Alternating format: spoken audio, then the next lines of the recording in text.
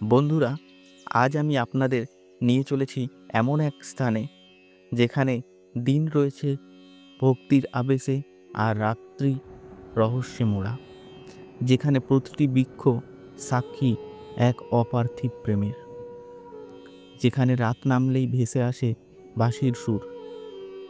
এখানে বিশ্বাস করা হয় এখনও প্রতি রাতে রাসলীলা হয় শ্রীকৃষ্ণ এবং রাধারানীর মধ্যে।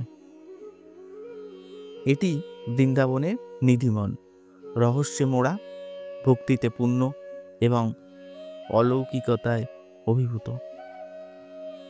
নিধিবন মথুরা স্টেশন থেকে 10 কিলোমিটার, প্রেম মন্দির থেকে 5 কিলোমিটার এবং বাঁকে বিহারী মন্দির থেকে 1 কিলোমিটার দূরত্বে অবস্থিত।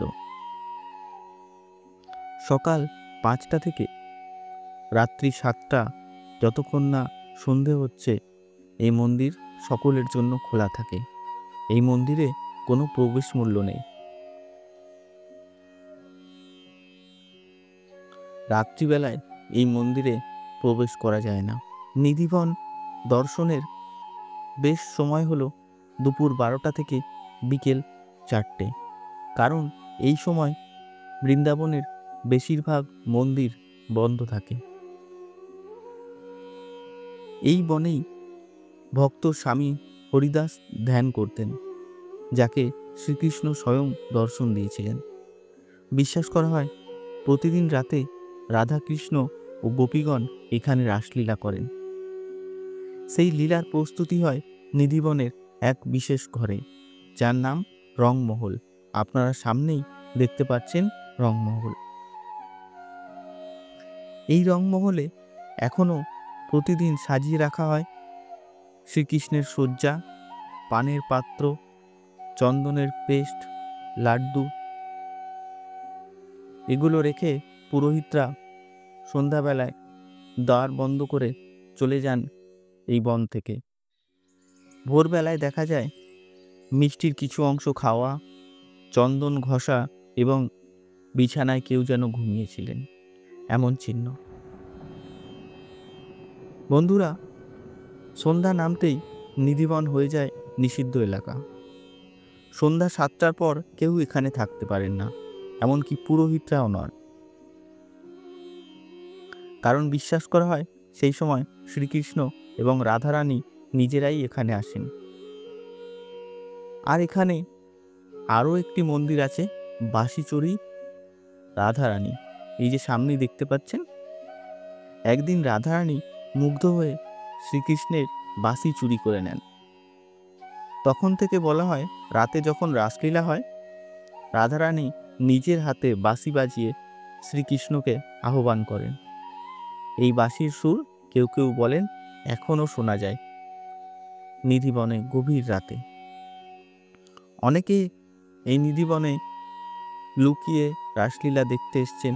হয় তারা কেউ পাগল হয়ে গেছেন বা কেউ মারা গেছেন। এখানে যে তুলসী গাছগুলো দেখছেন, এগুলো দেখুন একটা আর একটাকে একরকমভাবে জড়িয়ে রয়েছে, আর একটার উপর হেলে রয়েছে। নিচের মাটি প্রচণ্ড শুষ্ক হলেও দেখুন ওপরে গাছগুলো কিভাবে বিস্তৃত।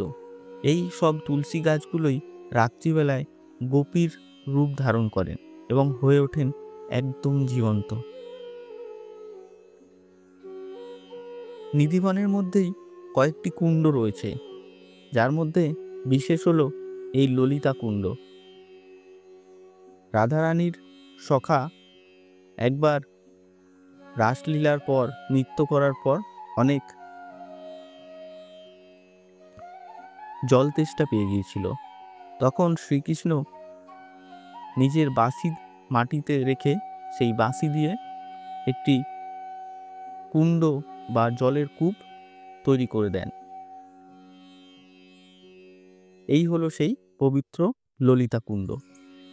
এছাড়াও এখানে রাসলীলা মঞ্চ রয়েছে, যেটাও আপনারা সামনে দেখতে পাচ্ছেন। এখানে আসলে আপনি আলাদা করে গাইডও নিতে পারেন যদি এই ভিড় থেকে বাঁচতে চান।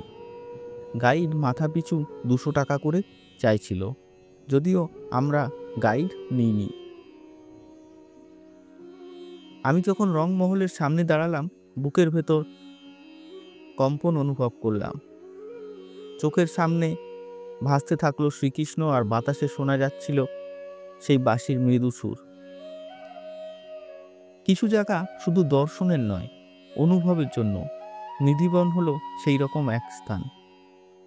আপনি যদি বিশ্বাস করেন, তাহলে আপনার ভক্তি মাধ্যমে আপনি ভগবানকে দেখতে পারবেন।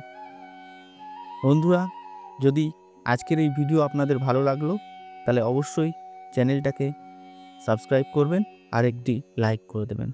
রাধে রাধে, ভালো থাকবেন সকলে।